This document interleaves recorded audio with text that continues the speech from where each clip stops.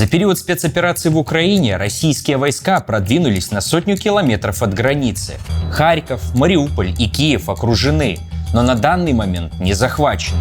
Группировка ВСУ на Донбассе почти окружена, но сами войска не уничтожены.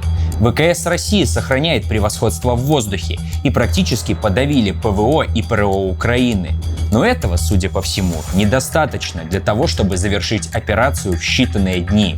Войска явно потеряли темпы продвижения, колонны окружают города, а те не сдаются. Конфликт превращается из иракского блицкрига в сирийскую мясорубку. Тем более, что союзники Украины продолжают пичкать ее деньгами, оружием и даже добровольцами. Западные страны единогласно поддержали Украину. Введены беспрецедентные санкции против российских компаний. Закрыто небо над половиной глобуса. Некоторые страны разрешили своим гражданам вступать добровольцами в украинские интербригады. Ситуация приобрела апокалиптичный характер. И мы, пока не поздно, хотим все же раскопать глубинные причины происходящего, так сказать, провести небольшое расследование. Здравствуйте!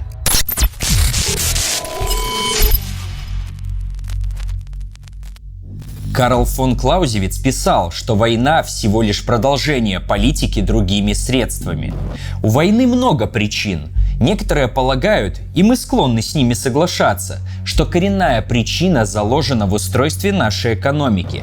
Экономика капитализма основана на конкуренции, постоянном расширении и поглощении слабых. Так что конфликты прямо встроены в наш базис. Но для разгорания настоящей войны этого недостаточно. Должны еще созреть определенные кризисные явления, которые до крайности обострят общественное противоречие. А при таких обострениях, когда война становится неизбежной, ее конкретный вид и формы зависят от конкретных условий, от действий больших групп людей и единичных личностей. Без соединения этих трех причин войны не получится. Так что если мы хотим понять войну в Украине, нам нужно отыскать их. Первой зацепкой станет самая шумная и заметная вещь в войне – пропаганда. С обеих сторон конфликта ведется информационная война. Любое высказывание о каком-либо событии явно наполнено идеологическими смыслами, шапкозакидательскими настроениями. Любая информация о реальных или вымышленных событиях, новости, слухи, факты и вымыслы становится оружием в руках пропагандистов обоих сторон. Например, президент Зеленский поведал историю о пограничниках, пославших русский корабль. Погибших солдат успели наградить, зафорсили матерный мем, а они оказались живыми и в плену. К вам сейчас обращается мертвец, который воскрес. Дали посмертно награды, которые нафиг не нужны. У меня просто других слов нету, как сказать, что наше правительство, чтобы не выражаться, просто нехорошие люди. В целом, украинская пропаганда призывает бороться любыми методами, выпячивает потери врага, а еще рассказывает, как цыгане воруют бронетехнику у русских и как киевский призрак всех победил. Кроме того, идет и обработка союзников России. Белорусов проклинают за бездействие и с помощью таргетированной рекламы в Ютубе и в Фейсбуке зовут что-нибудь предпринять. Я объявляю антивоенную мобилизацию. Белорусские солдаты и офицеры, не делайте глупости, не удобряйте украинскую землю. Потому что когда мы закончим с вашим соседом и придем за вами, спросить у вас, но между вами и нами будут стоять только эти несколько сотен действительно сознательных белорусов. Российские СМИ всячески клеймят украинских нацистов, говорят о денацификации и убеждают простых граждан, что им нечего бояться, и, естественно, смакуют подробности ракетных ударов по ВСУ. Но пока что откровенно не дотягивают до украинского уровня работы с соцсетями и рекламой. В общем, данная ситуация еще раз показывает, что любая информация – это пропаганда, сознательная или бессознательная. Сейчас она выполняет несколько полезных функций. Пропаганда воодушевляет собственные войска, показывает, что у них есть великая цель, что борьба не бесполезна, что враг скоро отступит. Также она солидаризирует народ внутри воюющих стран, поднимает лояльность к правящим элитам, призывает в добровольцы, и все это через зачернение врага и выпячивание успехов своей стороны. На внешнем уровне пропаганда цементирует коалиции, навязывает населению какую-либо из сторон конфликта, а еще она отвлекает от экономических проблем. Какой газ, какие баксы, какая конституция? Война идет! Украинская пропаганда говорит, что весь цивилизованный мир поддерживает их, из чего следует, что есть еще какой-то мир нецивилизованный. Давайте рассмотрим эти два мира. Кажется, это противоречие может стать ключиком к нашей тайне.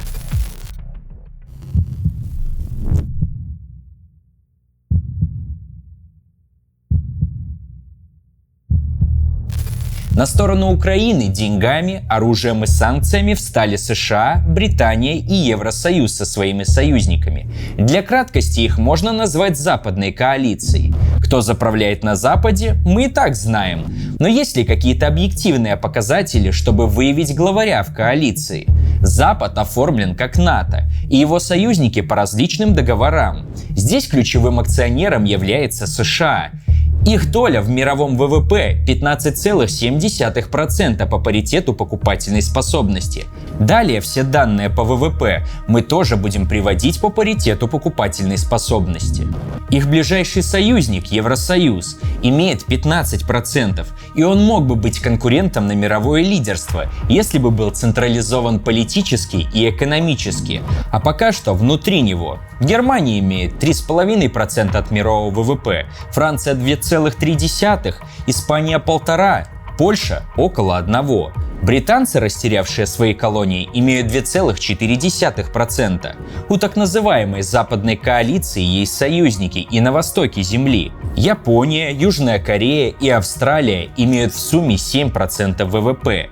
Здесь мы ясно видим, что показатели экономического развития с неплохой точностью показывают главаря. Правда, с восточной частью западной коалиции все не так однозначно. Например, Южная Корея отказалась вводить санкции против России и даже согласовала этот шаг с США.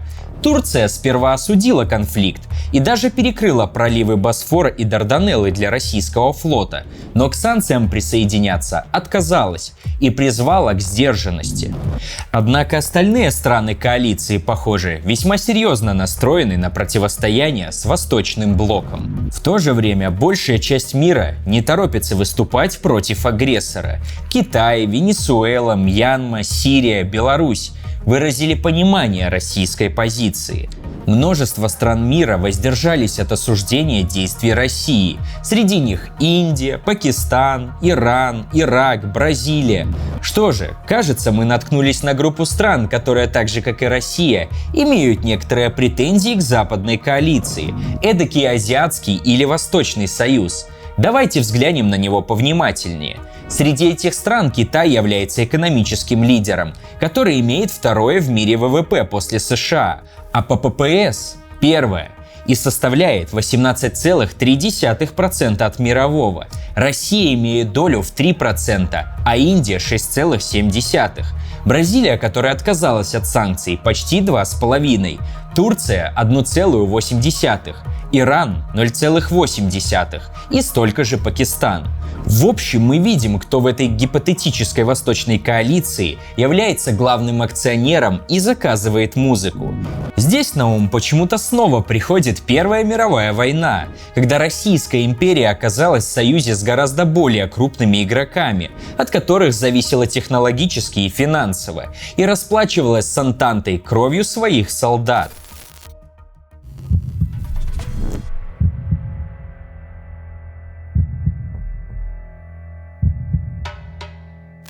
Теперь давайте рассмотрим общемировой контекст ситуации. Фундамент современной западной системы был заложен после Второй мировой войны. США в роли жандарма взяли под свое крыло не только Латинскую Америку, но и Западную Европу с Японией. В 60-е годы социалистический блок попортил крови европейцам, оказав неоценимую помощь в развале колониальной системы. К 70-м годам десятки стран мира строили самостоятельные экономики. Кто-то в капиталистическом, кто-то в социалистическом духе. Казалось, что третий мир при поддержке СССР вот-вот изолирует глобальный капитал и по заветам Че Гевары обрежет щупальца корпорациям. Но все мы знаем, куда пошла холодная война. Советский Союз наэкспериментировался с рынком, а в периферийных странах развитие собственной промышленности привело к росту числа пролетариев, а значит профсоюзов, забастовок и всяких нехороших для местных элит политических требований. И к тому же рабочих поддерживал соцблок. А к концу 60-х мир стоял на пороге мировой революции. Тогда капитал в странах первого мира осознал – нужно что-то делать. Например, силовыми методами задавить профсоюзы и перенести промышленные предприятия в страны победнее. А элитам этих стран Всемирный банк предложил экономическую доктрину неолиберализма. Они открыли свои рынки и впустили иностранные корпорации. Они лишились развитой промышленности, поступились экономической свободой. Но зато организованный пролетариат превратился в люмпенов, неспособных к совместной борьбе. Полезное производство как бы размазалось по миру так, чтобы рабочее движение нигде не концентрировалось. Благо, новые технологии связи позволяли это сделать. Естественно, работникам корпорации были не рады. Капиталу пришлось изобрести открывашку для чужих рынков. Например, вооруженный террор против рабочего движения. Или подкуп местных элит и вырождение их в компрадорские. Или подсаживание стран на кредиты, которые невозможно отдать. В Чили в 1973 году пиночетовская фашня с поддержкой США устроила массовый террор. В 1978 году Китай в надежде на иностранные технологии разместил у себя американское производство. Мексиканские рыночные социалисты подсели на кредиты от МВФ, и когда не смогли расплатиться, то их заставили провести приватизацию. Потом в Боливии и Польше провели шоковые реформы. А после развала социалистического лагеря ситуация вообще пошла в разнос. И Россия попала под этот каток, а потом и весь мир. К концу 90-х годов доктрина свободного рынка и вседозволенности корпораций стала подавляющей. Даже оккупировав Ирак, Запад устроил там ту самую неолиберальную приватизацию, в результате которой все важные отрасли перешли корпоратам ТНК.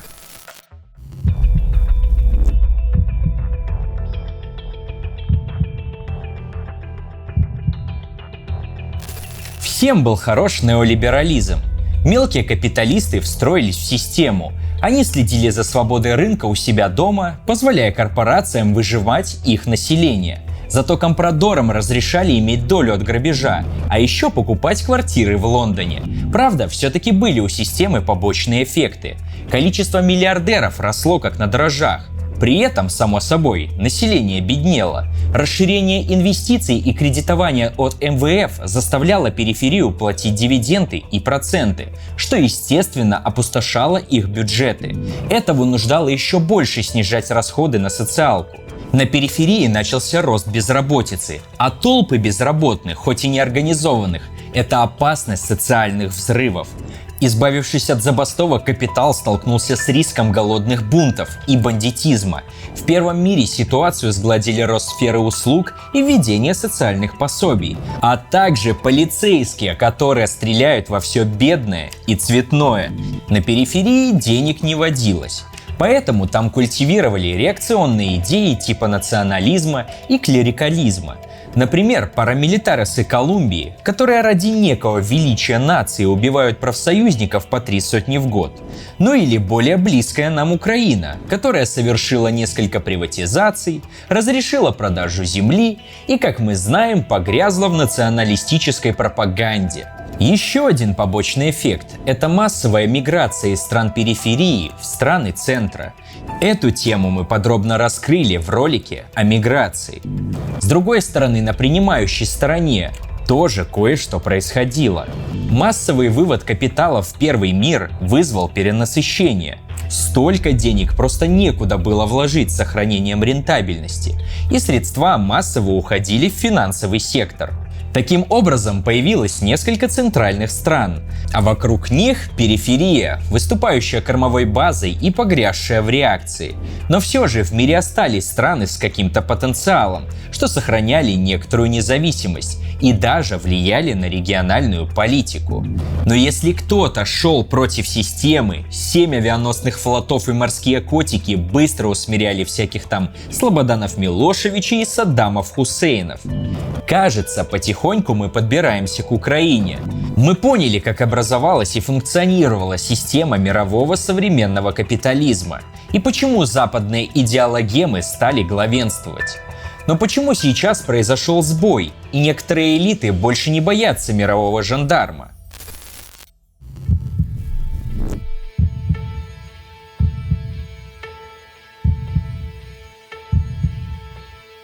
Еще одним побочным эффектом вывоза производства сначала в ближнее, а потом и в дальнее зарубежье стала его концентрация в стране с самым большим количеством дешевой рабочей силы – в Китае.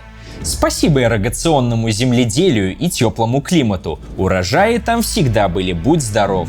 А еще спасибо коммунистической партии, которая не стала, в отличие от остальной периферии, так массово выводить капиталы на финансовые рынки. Китай постепенно накапливал ресурсы и технологии, развивая производство. Сначала он выводил капиталы в Северную Америку, но в середине 2000-х он направил инвестиции для контроля над производствами периферии, особенно в богатые ресурсами страны вроде Алжира, Индонезии, Казахстана, Судана, Нигерии и Замбии. Ситуация резко ускорилась после финансового кризиса 2008 года. Западные компании стагнировали и даже разорялись. И тут к ним с деньгами пришли китайцы. Только в автомобильной промышленности они скупили акции Volvo Cars, Rover, Saab, LTI, LDV и в 2010 году уже производили автомобили больше всех в мире. В 2013 году объявили инициативу «Один пояс, один путь». Совместно с Россией, Индией, Бразилией и ЮАР учредили новый банк развития, заявленный как альтернатива МВФ. К середине 2010-х годов Китай превратился в третий по значимости источник прямых иностранных инвестиций в мире, после США и Японии. Китайские компании все активнее вкладывались в строительство за рубежом. Автомобильные и железные дороги, порты, объекты электроэнергетики и здравоохранения. В середине десятых годов Китай скупал не только сырье и отверточную сборку, он пошел в Европу. В 2017-2018 годах 50% китайских инвестиций пришлось на нее.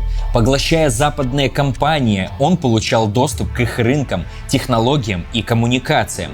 Тогда же в середине десятилетия китайский ВВП по ППС сравнялся и превысил американский. Уже тогда многие элиты периферии увидели, что американский брат не такой уж и большой. И даже если сильно разозлить США и нарваться на санкции, то всегда можно присосаться к экспорту и инвестициям из Китая. Кстати, именно тогда начался конфликт России с Украиной. Китай стал вторым по размерам инвестором в мире и самой промышленно развитой страной. Он закупает множество ресурсов по всей планете и продает свои товары обратно. Китай в основном закупает нефть у Саудовской Аравии. За ней следуют Ирак, Оман, Иран. Теперь у Ближнего Востока есть неплохая крыша. Страны Средней Азии с удовольствием принимают китайские инвестиции. Уже к концу 2015 года накопленные китайские прямые инвестиции в Казахстан, Узбекистан и Туркменистан превысили российские в 11 раз.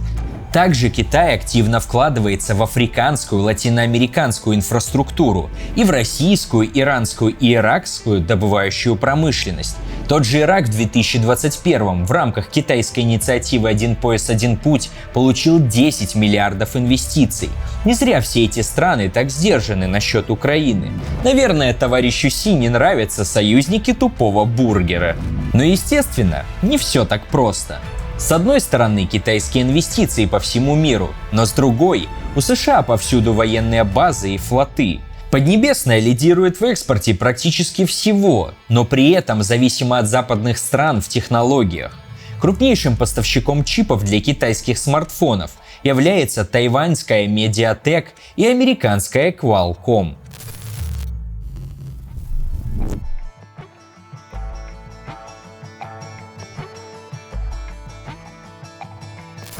О новом претенденте мы поговорили. А чем же живет старый жандарм капиталистического мира? Неужто так и ждет, что непосильно нажитое отожмет новый игрок? Сейчас разберемся. Во-первых, экспорт. Первая позиция американского экспорта состоит из газа, нефти и нефтепродуктов. Всего на 143 миллиарда долларов. На втором месте 97 миллиардов. Электронные микросистемы, вычислительные машины и электронная аппаратура.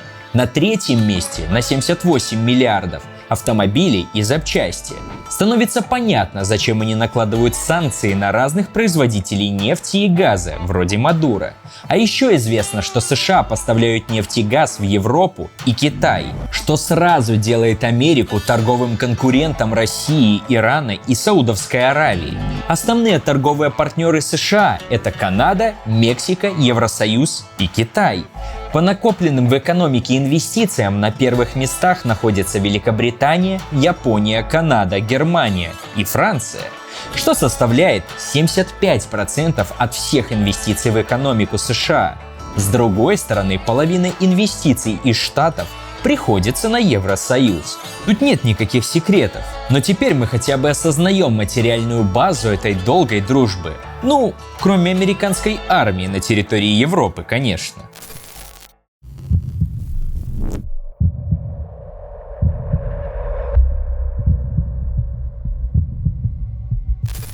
Как мы видим, и Китай, и США производят автомобили, разную химию и сложную электронную технику. И производят в огромных количествах. Естественно, между компаниями этих стран возникает конкуренция. И, естественно, на помощь компаниям приходит государство. Зазвучали голоса, что Китай владеет слишком многими портами и железными дорогами в Европе. И что это может помешать перемещению войск НАТО, если что. В Штатах в 2018 году принят закон, блокирующий любые инвестиции в технологии, важные для безопасности страны. Америка заявила, что некоторые страны должны помешать Huawei строить сети 5G, иначе Америка перестанет обмениваться с ними разведданными. Европейский Союз тоже разработал правила проверки инвестиций, чтобы защитить особо чувствительные отрасли, такие как новейшие технологии и предметы двойного назначения. Google больше не предоставляет Huawei свои сервисы, что понизило долю рынка китайцев.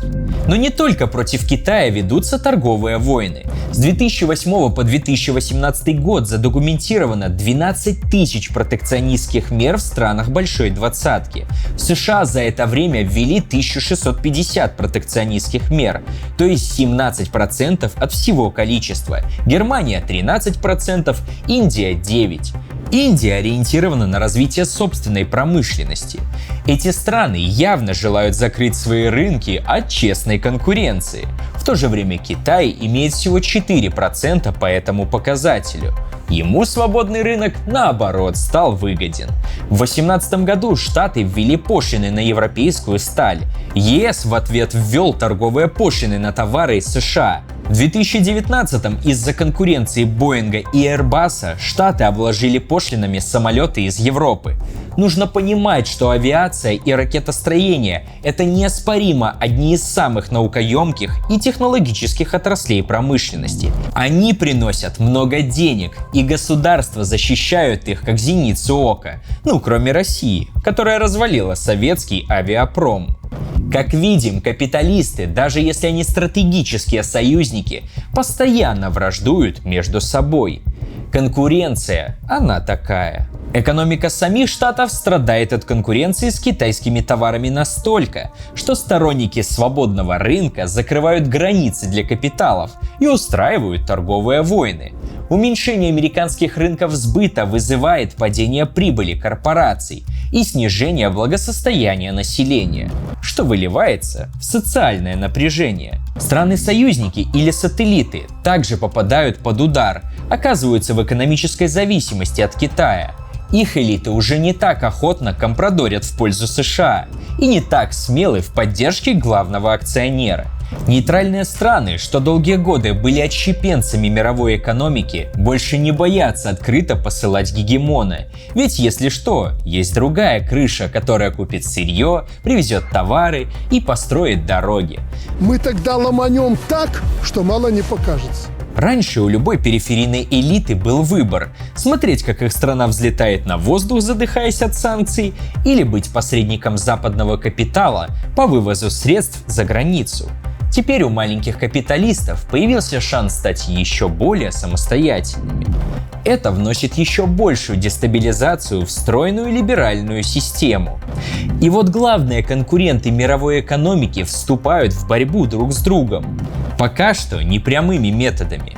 Они пытаются дестабилизировать и перетащить на свою сторону нейтральные страны и сырьевые придатки друг друга. Также они всеми силами защищают возможных союзников. Если раньше маленькая война или переворот были делом частым и успешным, то войны в Сирии и Ливии оказались просто бесконечными. Протесты в Беларуси, в Казахстане, Мьянме, поддержанные западными странами, жестко подавляли, несмотря на санкции. А что нам Запад, если есть Восток? Таким образом, противоречия, связанные с появлением второго крупного игрока, развивались сначала в экономической плоскости, потом в политической.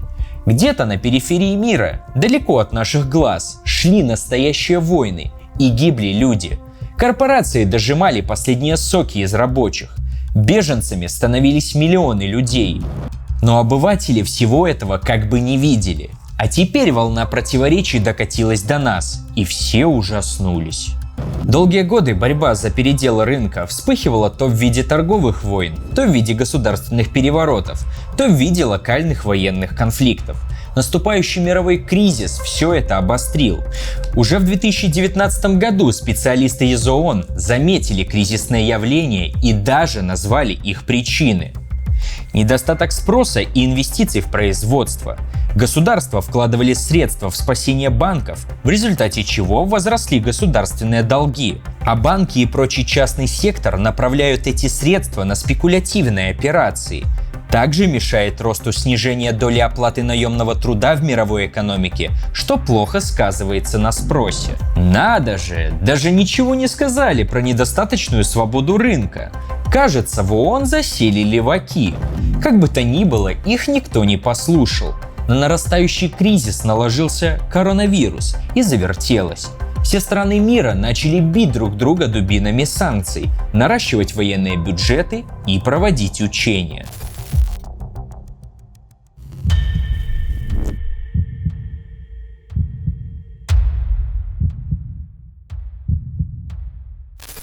И вот на этом месте у вас может возникнуть вопрос: а к чему весь этот рассказ о странах, что находятся в лучшем случае в сотнях, а то и в тысячах километров от конфликта? Не пора ли рассмотреть самих участников, Россию и Украину? Дело в том, что без понимания событий, происходящих в первом мире, среди главных акул, не понять того, почему конфликт разгорелся именно здесь и именно сейчас. Россия — это не только медведи, балалайки и великий и ужасный Путин. Это еще один из основных поставщиков ресурсов, в первую очередь для промышленного производства. Например, скачок цен на газ в начале декабря 2021 года обвалил производство сухого льда, что едва не похоронило рынок перевозки продовольственных товаров и чуть не стало причиной голода в Европе. А Россия в Европе — основной поставщик газа. Можете также погуглить, насколько выросли цены на топливо в ЕС в последние дни. Кроме того, Россия является огромным рынком для товаров и услуг. И каждый из игроков, и Запад, и Восток, хочет иметь его под своим крылом. С момента развала СССР на рынках России хозяйничал Запад. Американские и европейские капиталисты глубоко вошли на рынок бывшего Советского Союза. А чтобы закрепить свое экономическое господство, они установили военные базы на окраинах страны. И пока альтернативы не было, российское руководство мирилось с этим. Но возрастающее влияние Востока и прежде всего Китая сделало возможным альтернативу к западному миру. И Западу это, естественно, не понравилось. Россия бросила в сторону большого брата пробный шар. 8 августа 2008 года в Грузии началась война. Затем последовали вмешательства в войну Запада с терроризмом в Сирии и аннексия Крыма после известных украинских событий 2014 года. В ответ на действия России Запад применил свою любимую тактику работы с несогласными – санкции. Однако задушить включенную в мировую систему российскую экономику оказалось не так уж и просто. И не только из-за возрастающего влияния Китая. Диалектически всякий удар по экономике России отдавался в Европе. Европейские бизнесмены и зависящие от них политики все с меньшим пиететом смотрели в сторону США и зачастую заокеанские санкции саботировали. На этом фоне российская власть требовала для себя улучшения условий в мировой экономике. Но Запад упорно отказывался считаться с возрастающими российскими аппетитами, а иногда и напрямую унижал национальную гордость. Вспомнить хотя бы Олимпийские игры, а итогом этому стало текущее противостояние. Нужно понимать, российское правительство не наследует политики СССР. Россия сейчас растущий капиталистический хищник, которому отказали в претензиях на большой кусок пирога. А еще не раз и не два унизили, что способствовало установлению, скажем так, солидаристских имперских настроений в стране. Да, в России правят люди, которые восхищаются Ильиным, Бердяевым и Муссолини. Солидаристы с имперскими взглядами. И совокупность факторов, таких как несговорчивость Запада и возможность переориентироваться на Восток, сделала возможным пробуждение русского медведя. Не верите? Темпы роста товарооборотов России и Китая превысили рекордные показатели 2021 года. Товарооборот за январь-февраль 2022 вырос на 39%, составив 26,5 миллиардов долларов. И даже побег из России Visa и MasterCard не так опасен, как кажется. Российские банки быстро нашли выход – переход на аналогичную китайскую систему UnionPay. Если против КНР не будут введены дополнительные санкции, то эти карты смогут приниматься в 180 странах мира. Многие говорят, что операцию в Украине начал лично обезумевший Путин, и Россия от нее только проиграет. Верно в этом заявлении то, что Россия, то есть российский народ, точно проиграет. А вот российская власть в лице части олигархата и чиновничества, несомненно, могут остаться в плюсе. Что они могут получить? Давайте посмотрим. Цена на газ и нефть в Европе бьет все рекорды. И как бы ни старались США вводить запреты на экспорт российского газа, он все еще идет в Европу. Более того, по той самой территории, где Россия проводит спецоперацию. И ни одна из оперирующих сторон до сих пор не перекрыла врагу столь ценный ресурс. Германия и некоторые другие страны ЕС против остановки поставок газа. К этому следует добавить, что выплаты за газ правительство и «Газпром» получают в долларах, а зарплаты выдает в рублях. Где осядет разница? Посмотрите на список российского Forbes. Не ошибетесь. Национализация иностранных предприятий и передел собственности внутри страны. Рынки заканчиваются не только на интернациональном, но и на национальном уровне. И для российских олигархов пришло самое время их переделить, забрать имущество у неправильных олигархов и отдать правильным, патриотическим. К тому же, ринувшиеся исполнять санкции американские и европейские компании будут вынуждены уйти с рынка. Но свято место пусто не бывает, и туда же нацелятся их восточные коллеги. А война все спишет. Растраты, кризис, разворованные деньги – все это объяснят спецоперацией. Падение экономики в кризис – дело житейское и может вызвать значительное возмущение у населения. Но если назвать все происками врага, из-за которого пришлось начать священную войну, то вопросы о том, почему же при таком славном капиталистическом строе жить все хуже и хуже, отойдут на второй план. А те, у кого не отойдут, предатели и смутьяны, которым можно и гаечки-то подзакрутить. И еще один приятный бонус. Можно приподнять цены на ставшие дефицитными товары. Ведь теперь доставать их будет сложнее. Цепочки поставки удлиняются, число посредников увеличивается. И каждый, как в бородатом анекдоте, хочет получить свои 2%. И ведь это не исчерпывающий список. Это то, что лежит на поверхности. Тем более, мы еще не копались в военных заказах. Дорого обойдется такое веселье? Конечно, дорого. Ничего, этот господин заплатит за все.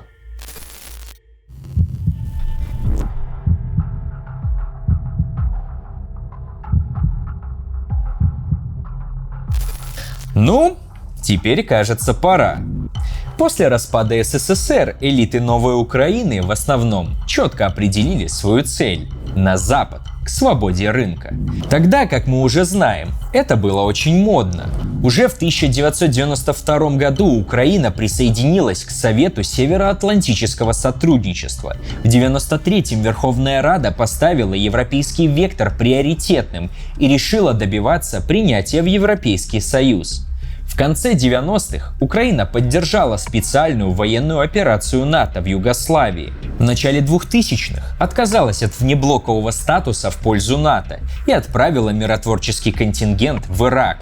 С 2004 года Украина выполняла план путем европейской интеграции, рассчитанный до 2015 года и направленный на создание условий для вступления в ЕС. Потом начались переговоры о свободной торговле и разговоры о вступлении в НАТО. В том же 2004 году случился первый шумный эксцесс внутриэлитной борьбы. Виктор Янукович, будучи премьер-министром и представителем восточных тяжелых промышленников, выиграл на выборах у прозападного кандидата Ющенко. Но в результате некоторых волнений победителем стал Ющенко. Он педалировал национальную тему в риторике и развивал сотрудничество с Западом. Через 6 лет президентом все-таки стал Янукович и сразу объявил внеблоковый статус Украины, ликвидировал комиссию по подготовке к вступлению в НАТО. Но не стоит думать, что он был каким-то русофилом. Движение к евроинтеграции продолжилось. Просто угольщикам и металлургам слишком сильно не хотелось открывать рынок Европе и терять рынок России. Эта двойственность в 2013 году выразилась в одновременных переговорах о свободной торговле с ЕС и Евразес. Федерация промышленников Украины даже отправила открытое письмо президенту страны с просьбой отложить подписание соглашения об ассоциации с Евросоюзом, поскольку после подписания этого договора продукция целого ряда промышленных предприятий Украины стала бы неконкурентной. Зато поставщики сельскохозяйственного сырья и нефтяники попасть на европейские рынки очень хотели, ведь в России своего топлива и пшеницы завались. Правительство Януковича приостановило ассоциацию с Европой до тех пор, пока Европа не компенсирует срыв торговли с Россией. Здесь они опять представляли интересы металлургов и машиностроителей. Компенсации никто не дал, зато случился Майдан. Он привел к сносу внеблоковых политиков и прямому курсу на Запад. С тех пор торговля с Россией упала в 4 раза, а США передают Украине разведывательную информацию в режиме реального времени. Давайте теперь откроем акторов и интересантов украинской политики, местных олигархов. Ринат Ахметов. Его состояние оценивается в $7 миллиардов. Владеет контрольными пакетами акций свыше 500 предприятий, работающих в горно-металлургической, энергетической, телекоммуникационной и транспортной отраслях, в банковском секторе, сельском хозяйстве, медиабизнесе, сфере недвижимости. Контролирует телеканал «Украина-24». Поддерживал Виктора Януковича, но прижился и при прозападном правительстве. В последние годы добился запрета на экспорт электроэнергии из России в интересах своих тепловых электростанций. В общем, как может, лоббирует протекционизм. Юрий Косюк. Имеет $1 миллиард, директор Мироновского хлебокомбината. Занимается переработкой сельхозпродукции и ее экспортом в Евросоюз. Наверное, он очень обрадовался недавнему разрешению на продажу земли. Косюк является соратником Порошенко и даже был первым заместителем главы администрации президента Украины. Петр Порошенко имеет $1,5 миллиарда, владеет предприятиями пищевой промышленности, в том числе корпорацией «Рошен», контролирует Пятый канал. Еще один соратник Порошенко, Андрей Водотурский, сын миллиардера и владельца одного из крупнейших в стране аграрных холдингов – Нибулон. Виктор Пинчук имеет $2,5 миллиарда, владеет металлургической компанией Интерпайп и рядом горно-обогатительных комбинатов Днепропетровской области. Компаньон Ахметова, поддерживал Януковича. При его власти приобрел металлургический комбинат Криворожсталь за $800 миллионов, Однако при Ющенко приватизацию признали незаконной, и завод перепродали британской корпорации Mittal Steel Company. И правильно, нечего тут активы зажимать перед иностранным капиталом и играть в суверенность. При том, что Китай завоевывает своей сталью мировые рынки. Константин Живаго имеет $2,5 миллиарда. Владеет предприятиями в сфере металлургии, месторождений железной и ферромарганцевой руды, машиностроения, транспорта, фармацевтики, судостроения и энергетики. Ему принадлежит автомобильный завод «КРАС». С началом войны на Донбассе получила значительное количество военных заказов. Был соратником Юлии Тимошенко, но уехал в Лондон. Игорь Коломойский имеет почти $2 миллиарда. Контролирует нефтеперерабатывающие активы Укртатнафта, Нефтехимик Прикарпатья и НПК Галичина, сеть автомобильных заправок.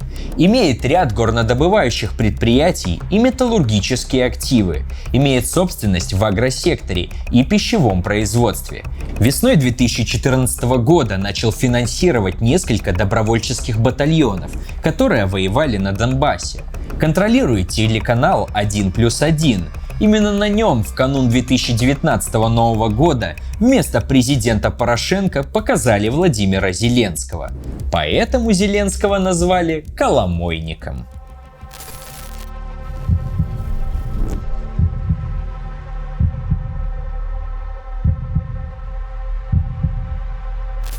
Как видим, в Украине много разных капиталов, которые постоянно между собой дерутся. В общем, они дрейфуют в сторону от России, хотя некоторым из них это совсем не выгодно. Аграрии и экспортеры нефтепродуктов стремятся в Европу, но не до конца, потому что они еще и владеют машиностроительными и металлургическими предприятиями. Как на внутреннюю политику повлияли экономические процессы последнего десятилетия? После развала СССР украинское ВВП, промышленное производство и доходы населения сокращались. И если раньше разнообразные этнические и производственные области соединялись общим хозяйством, теперь экономический спад вызвал общее недовольство в стране. Нарастали центробежные процессы. В 2013 году доля России в общем объеме украинского экспорта составляла 24%, доля в импорте – 30%. Россия была для Украины торговым партнером номер 1. В Россию поставлялись узлы и агрегаты для ВПК, вагоны, турбореактивные двигатели, трансформаторы, телевизоры, 4 вида металлопродукции и продукты химических производств. К 2019 году импорт из России в Украину сократился в 3 раза, а украинский экспорт просел в 5 раз. Продажи высокотехнологичных товаров также сократились, в то время как восточный экспорт потерял около $12 миллиардов, западный нарастил всего 4 миллиарда. Но сегодня 17% ВВП и примерно 40% совокупного экспорта Украины составляет продукция аграрной отрасли. В общем, украинская промышленность пошла вслед за российским кораблем. А ассоциация с Евросоюзом больше напоминает одностороннее открытие собственного внутреннего рынка. Можно ли уже называть украинских олигархов компрадорами? Мне можно. За эти годы номинальная средняя зарплата выросла всего на 20%. Реальные же доходы сократились. Повысились потребительные цены на услуги ЖКХ. По отдельным видам услуг с 2014 года рост составил более 1000%. По данным Госпогранслужбы Украины, совокупный чистый выезд украинцев за пределы страны за 2012 и 2017 годы составил 6 миллионов человек. В такой ситуации естественно, что украинское правительство против постройки Северного потока-2, ведь транзит газа приносит в страну 2-3 миллиарда долларов в год. Потерять их не очень хотелось бы. В целом, долголетний экономический спад дал толчок к сепаратизму внутри страны и росту ультраправых настроений.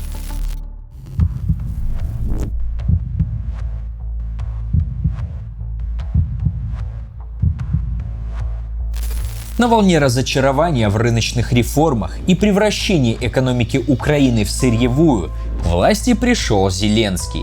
Он обещал поправить благосостояние, приструнить разжиревших олигархов и устроить мир на Донбассе. В первый год по указке МВФ он отменил мораторий на продажу земли, разрешил Национальному антикоррупционному бюро Украины осуществлять прослушку без соглашения со службой безопасности, вернул уголовную ответственность за незаконное обогащение и ввел инструмент конфискации необоснованных активов чиновников, но не олигархов. Подписал запрет импорта электроэнергии из России, чему был рад Ахметов. Опять же, по указке МВФ ввел закон, который запретил Коломойскому получать от государства компенсацию за национализацию в 2017 году принадлежащего ему Приватбанка. Объявил о преодолении системы, в которой доминируют олигархи. Вскоре США ввели санкции против Игоря Коломойского. Недоброжелатели говорят, что Зеленский начал бить своих родных национальных олигархов, чтобы запустить в страну иностранный капитал. Ведь только первый мир может защитить в целом украинских капиталистов. И если кто-то из своих при этом пострадает, то сэляви. В качестве доводов приводится движение капиталов и натовского оружия и новопоявившийся институт директоратов. В 2017 году бюрократическую систему Украины начали реформировать по стандартам ЕС. Для этого понадобились особые органы при министерстве – директораты, которые бы вырабатывали политику работы министерства в каких-либо аспектах. Всего к настоящему моменту создано 58 директоратов при 10 министерствах. Люди в них набираются на конкурсной основе, деньги на программу выделяет Евросоюз. Как правило, это молодые выпускники западных университетов, сторонники либеральной экономики или бывшие члены каких-либо НГО. Например, Анна Новосад по стипендии училась в Нидерландах, потом возглавила директорат стратегического планирования и евроинтеграции при Министерстве образования. Или Юлия Зайченко, возглавлявшая директорат евроинтеграции при Минюсте, работала в общественной организации Центр международного права и правосудия. Благодаря Европейскому центру она обучалась праву во Франции и Австрии. Директорат публичной администрации возглавил Андрей Бега, который учился в США и Канаде и работал в Международном центре перспективных исследований. В начале этого года в директорате политики Министерства обороны Украины на постоянной основе начали работать советники от США. Как-то все это похоже на десант из чикагских мальчиков в Чили. Но это когда сторонники неолиберальной экономической школы приехали к генералу Пиночету вводить правильный рынок.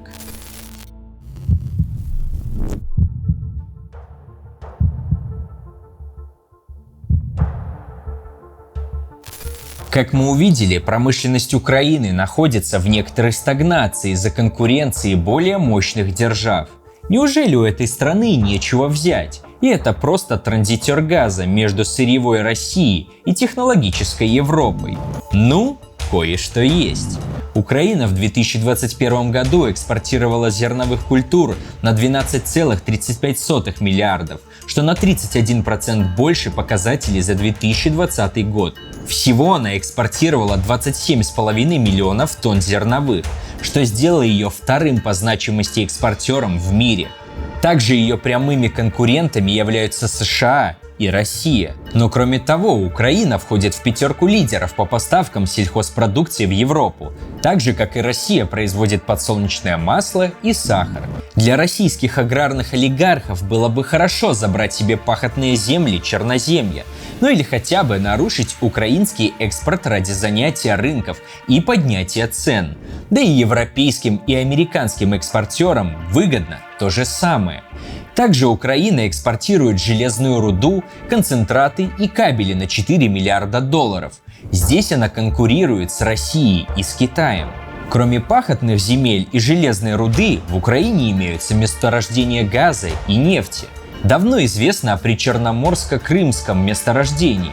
После 2010 года открыты Юзовское и Олесское месторождения, одно на Донбассе, второе на западе страны. Ожидаемые суммарные запасы газа в Украине вместе с Крымом составляют 7,75 триллионов кубометров. Это выведет ее на 7-е место в мире, чуть пониже Саудовской Аравии, и создаст большую конкуренцию поставщикам газа в Европу. В 2013-м Украина подписала соглашение на $10 миллиардов с компанией Royal Dutch Shell о разработке юзовского месторождения. И тут, как ни кстати, референдум в Крыму и война в Донбассе в 2014 году. Совместные с ExxonMobil и Shell проекты по добыче шахтного метана и разработке Крымского шельфа тоже накрылись тазом. Такие дела. Россия поставляет палладий, а Украина – благородные газы – неон, аргон, ксенон и криптон, необходимые в производстве полупроводников. Она обеспечивает 70% мировых поставок неона, а для США более 90%. Если кто-то хотел бы навредить американской промышленности, то удар по Украине – самый безопасный вариант. Поэтому промышленники США должны со всей строгостью защищать Украину. Но из России они получают 35% палладия. Можно было бы завести палладий из ЮАР, но в Африке со своим экспортом и инвестициями хозяйничают китайцы. Да, теперь все понятно.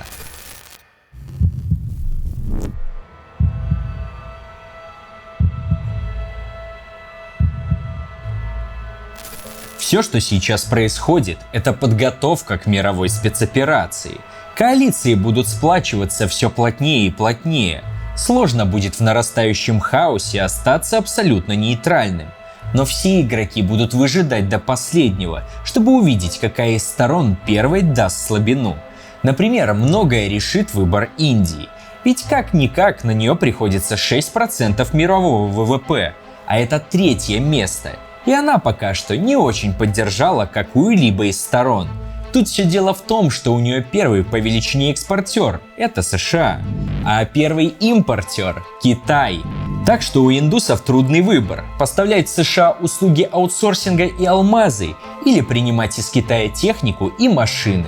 Множество стран поменьше являются поставщиками рабочей силы, как для США, так и для Китая. Но Китай закрепился в них сильнее. Турция, Бразилия, Иран, ЮАР, как и Индия, могут стать местными империалистами, если урвут в надвигающейся большой драке свой кусок. Главное сейчас сделать правильный выбор. Западный неолиберализм 40 лет предлагал всем систему, где мелкие капиталисты становились под внешнее управление корпораций и отдавали большую часть продукции своей страны в центр.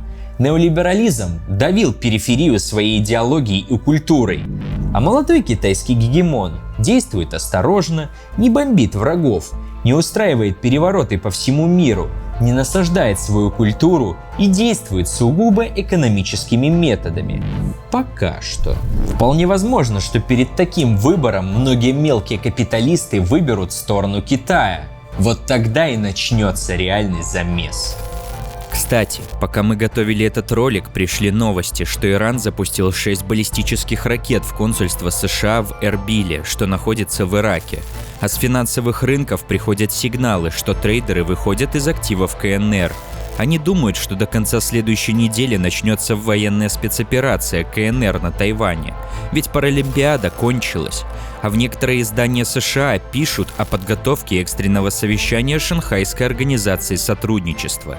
Якобы ожидается полное формирование нового, антагонистического западному капиталу блока. Все это, как и война в Украине, было довольно ожидаемым. Нужно только анализировать мир с помощью логики, а не эмоций. Но это все игры корпораций, миллиардеров и их государств. А что же будет с простыми людьми? Борьба империалистов, когда ни одна из сторон не может быстро одолеть другую, приводит к разрыву цепочек поставок, росту военных расходов и, как следствие, к снижению уровня жизни простых граждан по всему миру. В Европе подорожало топливо и продовольствие, у нас подорожало все, но особенно техника и доллары. Этот процесс будет втягивать в недовольство не только дальнобойщиков и самозанятых, но и все более широкие массы трудящихся. В Испании профсоюзы уже собираются устраивать забастовку из-за цен на топливо. Так что военная цензура и чрезвычайщина, которую вводят власть придержащие по обеим сторонам конфликта, весьма кстати, чтобы задушить голоса рабочих. Сейчас наши народы выступают поставщиками рабочей силы и пушечного мяса в этой игре, а обеспечивает все это повальная пропаганда и бабло. И как ни прискорбно, мы пока ничего не можем сделать с этим конфликтом, потому что мы, трудящиеся, разобщены и можем быть лишь инструментом в заскорузлых руках бизнеса и капитала. И из этого есть только два пути: или на бойню, или на дворцы. До скорого и берегите себя.